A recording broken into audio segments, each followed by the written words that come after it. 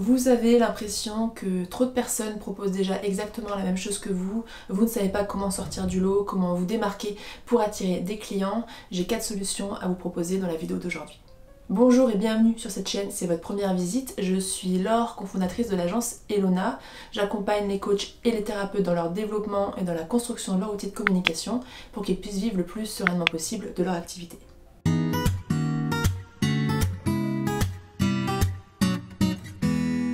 J'avais envie d'aborder avec vous aujourd'hui la question de la différenciation parce que c'est une question qui est omniprésente dans les conversations qu'on peut avoir avec les coachs et les thérapeutes qu'on accompagne, qu'ils soient récemment lancés ou parfois installés depuis des mois voire des années, et c'est une question qui amène aussi beaucoup de doutes, beaucoup de stress, parfois d'angoisse, de peur. Voilà, quand on ne sait pas comment se démarquer, qu'on a l'impression qu'on ne sortira jamais du lot, qu'on n'a rien d'autre à proposer par rapport à ce qui existe déjà, qu'on a moins d'expérience, etc.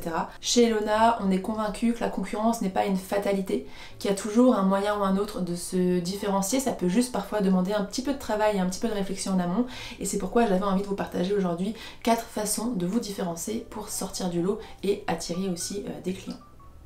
Premier moyen de différenciation, qui est aussi l'un des plus efficaces, peut-être l'un des plus évidents, et pourtant c'est pas celui qui est le plus utilisé, ça va simplement être le positionnement qui entraîne en général une forme de spécialisation. Et là, il y a beaucoup de peur sur le sujet de la spécialisation. C'est pas le sujet de la vidéo, donc je vous invite à visionner la vidéo qu'on a faite sur le sujet. Je vous mettrai le lien en barre d'infos, notamment si vous avez encore des doutes à propos de la spécialisation. Il y a 2 choses principales à retenir. C'est que se spécialiser, ce n'est pas se fermer de porte, parce qu'on entend souvent, notamment parmi les jeunes coachs ou thérapeutes qui se lancent, que si on se spécialise, on se ferme des portes, on va faire fuir certains clients. Voilà, on préfère rester général, surtout que lorsqu'on commence, on n'est pas trop sûr de ce qu'on veut faire, on veut pas se bloquer dans une spécialisation qui ensuite ne nous conviendra plus, ce genre de choses. Eh bien, la spécialisation n'est pas forcément exclusive, c'est pas parce que vous êtes spécialisé dans quelque chose que vous devenez incompétent pour le reste ou que vous ne pouvez pas accompagner d'autres types de problématiques. Et puis surtout, la spécialisation n'est pas définitive, elle n'est pas figée, rien ne vous empêche plus tard de faire évoluer votre activité, de changer de spécialisation. Voilà, vous restez libre de votre activité, maître aux commandes en quelque sorte. Donc vraiment, si la spécialisation est encore un frein pour vous, je vous invite à regarder la vidéo qu'on a faite sur le sujet. Et sinon, ce qui est surtout intéressant en fait dans la spécialisation, c'est simplement qu'elle va vous permettre de vous positionner sur un marché plus petit. Vous allez simplement réduire la taille de la concurrence parce qu'il y a beaucoup moins de spécialistes que de généralistes. Et puis vous allez pouvoir créer un contenu qui va être beaucoup plus précis, beaucoup plus ciblé. Donc ça va vous aider aussi à communiquer. Vous allez savoir quoi dire parce que vous savez à qui vous le dites et pourquoi. Alors que quand on est général, quand on essaie de toucher personne, on reste souvent en surface, on est assez superficiel dans le discours, on touche personne. Et donc si vous touchez personne, vous allez convaincre personne, donc personne ne fera appel à vous. Alors qu'avec un discours beaucoup plus ciblé, il vous sera plus facile de toucher votre clientèle cible, de la convaincre et de lui apporter les bons arguments. Derrière cette idée de spécialisation, qui est en général assez claire pour tout le monde, il y a l'idée de positionnement. Et plus vous allez être positionné précisément, donc sur un marché précis, plus il vous sera facile de sortir du lot, simplement parce qu'il y aura moins de concurrents directs. Encore récemment, je cherchais un kiné, ostéo, en tout cas spécialisé dans le sport, pour un problème précis. J'ai eu beaucoup de mal à trouver quelqu'un qui affirmait cette spécialisation. J'en ai trouvé 2, dont un seul qui avait un site. Le choix a été hyper rapide. Pourtant, des kinés et des ostéos, il y en a beaucoup. Mais parce que j'ai un problème spécifique et je veux être sûre que cette personne puisse m'accompagner sur ce problème. La question qui revient souvent avec cette idée de positionnement, c'est sur quoi se positionner. Parce qu'en général, on peut se positionner soit sur un type de population, choisir d'accompagner essentiellement les enfants, les seniors, les sportifs, les personnes atteintes d'une certaine maladie. On peut aussi choisir de se positionner sur une problématique, le sommeil, le poids, ce genre de choses. Et puis bien sûr, on peut aussi choisir de se spécialiser sur les 2 à la fois. Le sommeil chez les enfants, par exemple. Et plus vous serez précis, encore une fois, moins vous aurez de concurrence directe et plus vous vous démarquerez. Maintenant, c'est à vous de trouver ce qui va coïncider le mieux entre les besoins des clients dans votre zone d'intervention, en quelque sorte, que ce soit local, national par exemple, et puis aussi qui coïncide avec vos appétences, ce que vous aimez faire. N'allez pas vous spécialiser sur quelque chose qui ne vous intéresse pas du tout, et puis bien sûr vos compétences et votre expertise. Donc c'est trouver le juste milieu entre tout ça, et c'est là où ça peut demander un petit travail d'introspection, un petit travail de réflexion, et ça peut prendre un petit peu de temps, mais c'est vraiment des questions que je vous invite à vous poser. Et puis une fois que c'est plus clair dans votre tête, que vous êtes positionner, surtout je vous invite grandement à l'affirmer, à le dire au monde entier, à en parler dans votre communication. Parce que ce qu'on a souvent, c'est des gens qui sont prêts à se positionner, donc à se spécialiser, qui ont envie même de se spécialiser, mais qui, bien que ce soit clair pour eux, ne vont pas être très clairs dans leur communication parce qu'encore une fois, ils ont peur de faire fuir des clients. Et bien là, c'est pareil, si vous ne le dites pas, vous n'allez pas vous différencier, donc ça ne sert pas à grand chose. Donc vraiment, affirmez cette différenciation dans votre communication. Encore une fois, ça ne veut pas dire vous fermer de porte, ça ne va pas être ultra spécifique, mais soyez quand même un minimum spécialisé sur quelque chose, ou en tout cas mettez une expertise en avant. Mettez-vous toujours à la place de vos clients. Par exemple, des sophrologues, il y en a énormément. Des sophrologues qui mettent en avant la problématique du sommeil, il y en a certainement moins. Et des sophrologues qui parlent spécifiquement de la problématique du sommeil chez les enfants, il y en a encore moins. Donc là, moi je suis mère d'un enfant de 7 ans qui n'arrive pas à dormir. Je cherche un sophrologue pour l'aider dans cette problématique. Si je vais sur internet, je tombe sur 6 ou 7 sophrologues dont un seul me parle spécifiquement de la problématique du sommeil chez les enfants. Il y a de grandes chances que je choisisse ce professionnel en question, même s'il est plus loin, même s'il est un peu plus cher, parce que je suis à peu près certaine, s'il a bien fait son discours et son argumentaire, qu'il sait de quoi il parle et qu'il va pouvoir aider mon enfant. Tout simplement. Et il y a plein d'autres exemples. Vous pouvez prendre un exemple complètement hors sujet. Si je cherche à préparer un marathon, donc une course à pied, j'ai besoin de nouvelles baskets. Où est-ce que je vais aller? Certainement pas dans une grande surface. Je ne pense pas non plus dans un magasin de chaussures général. Peut-être Decathlon déjà, parce que c'est une enseigne spécialisée dans le sport, donc je leur accorde plus de crédit sur cette expertise en question. Mais il y a de grandes chances que pour une compétition de cette envergure, je vais choisir d'aller chez un spécialiste de la course à pied. Une enseigne, une marque qui va proposer exclusivement du matériel, de l'équipement pour la course à pied. Parce que j'estime qu'ils sont potentiellement plus compétents, ou en tout cas ils sont spécialistes de la question. Donc là vraiment ce qu'il faut retenir, c'est simplement que en vous spécialisant, plus vous vous positionnez précisément, plus vous réduisez la taille de la concurrence et plus vous vous différenciez. Deuxième façon de vous différencier, celle-ci elle peut aussi paraître simple à premier abord, ça va simplement de vous différencier par votre offre, par votre accompagnement, par ce que vous proposez concrètement, comment, pourquoi, où. Et là on peut se dire il n'y a pas grand chose à faire, tout a déjà été fait, ou j'ai pas d'idée, j'ai une expertise assez lambda peut-être, alors qu'en réalité il y a toujours et toujours des choses à faire. Que ce soit en changeant le format, que ce soit en combinant plusieurs expertises. Encore récemment on rencontrait avec Colline une sophrologue qui proposait de la dégustation en même temps que la sophrologie. J'étais déjà tombée aussi sur un peu la même idée avec une dégustation de vin mêlée à la sophrologie, puisque pour connecter les 5 sens, etc. C'est pas mon expertise, mais en tout cas c'était hyper intéressant.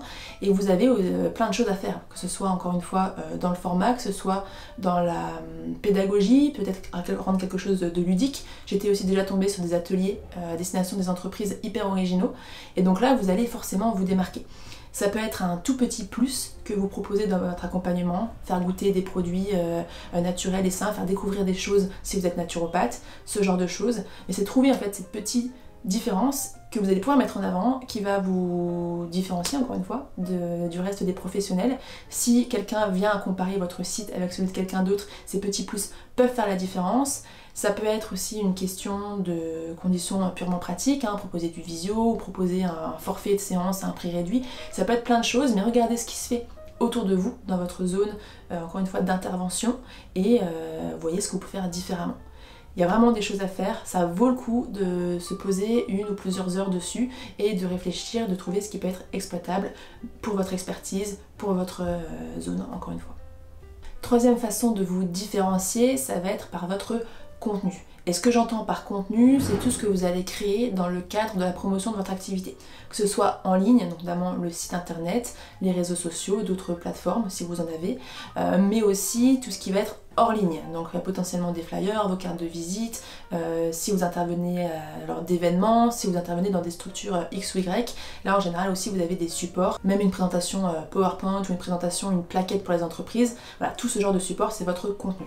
Tout ce contenu, il va constituer votre vitrine et vous allez avoir du contenu rédactionnel et du contenu visuel. Et là, il y a des moyens de se différencier pour les deux.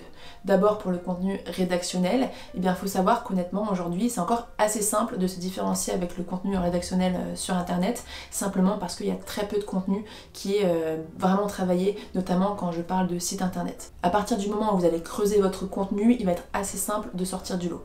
Et qu'est-ce que j'entends par creuser? Alors, plusieurs choses. Déjà, avoir du contenu. parce qu'il y a beaucoup aujourd'hui de sites qui sont relativement vides, qui sont assez superficiels et assez peu détaillés dans leur explication. Ça va être de transmettre de la proximité, parce que vous cherchez à inspirer confiance, de parler de vous à la première personne, non à la troisième personne, de vous rendre accessible.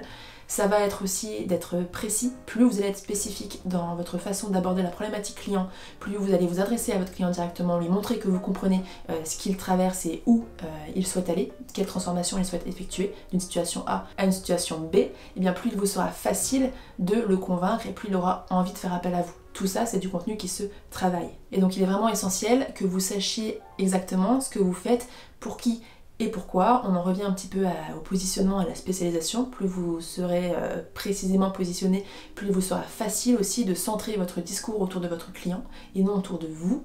Donc de lui parler de ses problématiques, de lui parler de ses besoins, de ses rêves, de ses freins, etc. Encore une fois, pour vous connecter à lui et montrer que vous le comprenez. Et puis aussi, j'ai oublié, vous différencier dans votre contenu rédactionnel. Ça va aussi passer par votre spontanéité, votre personnalité, votre façon d'écrire, parce que l'idée n'est pas d'employer toujours un ton froid et journalistique, on le voit souvent, un ton impersonnel, ou de vous prendre pour Wikipédia, Doctissimo, avec des paragraphes entiers hyper théoriques. Voilà. Incorporez dans vos contenus rédactionnels une part de vous, soyez simple, adressez-vous à votre client directement, ne cherchez pas non plus trop à adopter ce ton d'expert intouchable. Encore une fois, vous cherchez à être accessible. Donc ça, c'est pour la partie rédactionnelle. Et pour la partie visuelle, là aussi il y a beaucoup de choses à faire, parce que ça peut être souvent même sous-estimé. C'est pas le plus important, le visuel, etc. Oui, mais en fait, ce qu'il faut comprendre, c'est que dans la première impression que vous allez transmettre, et surtout lorsqu'on va comparer peut-être votre contenu à celui de quelqu'un d'autre, bah, le visuel peut faire toute la différence. Le visuel transmet beaucoup d'émotions, le visuel peut donner envie à votre client de faire appel à vous, parce qu'il va trouver ça super, parce qu'il va trouver ça beau. Voilà, le côté esthétique a son rôle dans la prise de décision, donc il ne faut pas le négliger. Et donc là, pour vous différencier aussi, il y a plein de choses. Il y a avoir une identité visuelle, une charte graphique, donc des éléments graphiques, des couleurs, un univers à vous. De belles photos peuvent aussi faire la différence, parce qu'encore une fois, c'est plaisant. Et puis, vous pouvez même pousser un peu plus loin et vous amuser à combiner à la fois le rédactionnel et le visuel, et à créer un univers complet autour, par exemple, de codes d'un autre univers, le cinéma, la pop culture, l'art, la cuisine. J'ai déjà vu ça voilà, avec des images et des métaphores, des illustrations qui faisaient penser au monde de la pâtisserie. Voilà, il y a plein de choses à faire qui peuvent ici aussi vous différencier avec un petit peu de réflexion, et qui peuvent aussi vous permettre de montrer un peu plus de votre personnalité et de vous faire plaisir en mêlant différents univers. Donc ce qu'il faut retenir ici, c'est simplement de ne pas négliger l'aspect visuel de votre activité, avoir un univers qui soit reconnaissable, identifiable, harmonieux. Ça transmet aussi du professionnalisme, et ça peut donner envie à la personne de faire appel à vous plutôt qu'à quelqu'un d'autre, marquer les esprits, retenir l'attention et sortir du lot. Et puis enfin, quatrième et dernier moyen de vous différencier, en tout cas pour aujourd'hui, ça va être simplement votre personnalité. Et là, qu'est-ce que j'entends par là? Bah, on a tous une histoire, on a tous un vécu, on a tous un caractère, des compétences, des qualités, mais aussi des défauts qui nous rendent uniques. Ce qui va faire aussi que vous allez plaire à certaines personnes et moins d'autres. Encore une fois, on ne cherche pas à plaire à tout le monde, on ne cherche pas à être impersonnel, à être lisse, on cherche à être authentique et à attirer des gens avec qui on a envie de travailler, des gens qui potentiellement nous ressemblent, pour aussi que le courant passe et que ça se passe bien, tout simplement. Et donc transmettre votre personnalité à travers vos contenus, ça peut aussi faire toute la différence. On parle en fait en marketing de personal branding ou de marque personnelle. Je vous mettrai aussi en barre d'infos le lien vers la vidéo qu'on a faite sur le sujet. Mais l'idée, c'est simplement de vous différencier grâce à votre personnalité, à votre humour, à votre façon de parler, à votre façon d'être. Et l'avantage de cette méthode, c'est que c'est un moyen de différenciation qui est durable, parce que pour le coup, personne ne pourra jamais vous voler votre personnalité. On pourra potentiellement copier une offre, copier une identité visuelle à la limite, on ne pourra jamais copier qui vous êtes et ce qui fait vous, ce qui fait votre histoire, etc. C'est tout bête, mais je suis sûre que dans votre quotidien, en tout cas dans les personnes qui vous inspirent, dans les personnes que vous suivez sur telle ou telle plateforme, plus ou moins régulièrement, il y a certainement une part de personnalité. Vous les suivez, elles vous inspirent pour ce qu'elles font, mais elles vous inspirent aussi certainement pour ce qu'elles sont. Et donc là aussi, il y a pas mal de choses à faire Aujourd'hui pour le personal branding, la marque personnelle, ce qui est le plus efficace, ça reste les réseaux sociaux, puisque c'est un lien qui est quasiment quotidien ou qui peut être quotidien avec votre audience. Ça vous permet de vous montrer sous un jour un peu moins professionnel. À noter aussi qu'il y a toute une peur autour du personal branding, j'ai pas envie de me montrer, j'ai pas envie de raconter ma vie, etc. On parle de personnalité, on parle pas de vie personnelle. C'est pas parce que vous montrez votre personnalité que vous avez besoin d'exposer votre vie privée et ce que vous faites le dimanche par exemple. Donc c'est plutôt juste oser vous montrer tel que vous êtes, oser parler de vos failles, oser dire quand ça va pas, ce genre de choses. Et donc là il y a pas mal de choses à faire sur les réseaux sociaux. Encore une fois je vous renvoie vers la vidéo qu'on a faite sur le sujet. Et puis bien qu'aujourd'hui on parle souvent de personal branding en ligne, encore une fois les réseaux sociaux, etc., il est complètement exploitable hors ligne. Si vous marquez les esprits dans vos accompagnements par votre humour, par votre spontanéité, par je ne sais quel trait de personnalité, il y a de plus grandes chances qu'un client satisfait aille vous recommander. Parce qu'encore une fois, vous l'aurez marqué, parce que vous aurez fait quelque chose peut-être d'original ou de particulier, ou qu'il aura vraiment aimé votre approche, il ira parler de vous autour de lui, et donc ça aussi, ça active plus naturellement le bouche à oreille, et c'est que du bonus pour vous. C'est tout pour les 4 conseils du jour, et bien sûr plus vous allez additionner ces éléments différenciateurs, plus vous allez vous différencier, mais l'idée derrière tout ça c'est surtout de prendre le temps de se poser, de réfléchir à un élément différenciateur. Il y a forcément quelque chose qui vous permettra de vous différencier, il faut simplement parfois creuser, et si jamais c'est une question qui est encore difficile pour vous, c'est trop obscur, vous ne savez pas vraiment où vous allez, ce que vous faites, etc., on a créé un programme qu'on a appelé le programme Clarté, qui porte très bien son nom, dont l'objectif est justement d'éclaircir tout ça et de vous aider à trouver votre positionnement, à savoir si vous voulez vous spécialiser, si oui et sur quoi, vous aider aussi à parler de vous, à communiquer auprès de votre clientèle cible, à savoir utiliser les bons mots, etc. Je vous mets toutes les infos en barre d'infos. Et puis si ce n'est pas encore fait, je vous invite grandement à vous abonner à la chaîne. Je vous invite aussi à nous retrouver sur Instagram, vous verrez surtout Colline. Et puis je vous dis à très vite dans une prochaine vidéo.